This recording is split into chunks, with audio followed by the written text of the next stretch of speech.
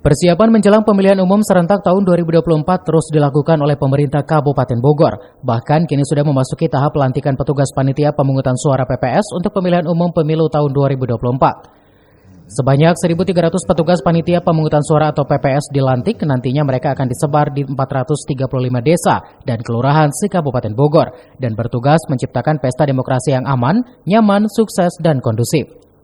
PLT Bupati Bogor Iwan Setiawan mengungkapkan seluruh petugas PPS tidak hanya fokus mensukseskan penyelenggaraan pemilu tahun 2024 tingkat kabupaten dan kecamatan saja, akan tetapi juga fokus hingga tingkat desa.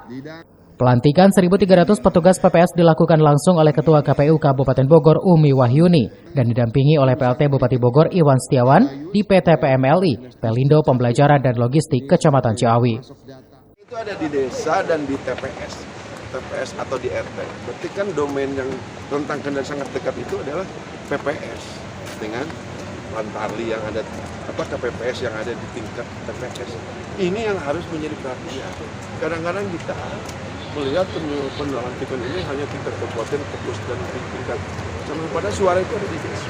Makanya harus fokus bagaimana sosialisasinya, bagaimana pengamanannya, bagaimana sistem pelaksanaannya juga harus lebih sinergitas dengan aparaturnya. Sinergitasnya juga konflik itu adanya di situ.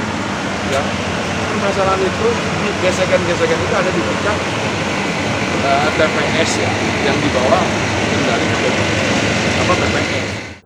Dari Ciawi, Cepi Suryadi melaporkan.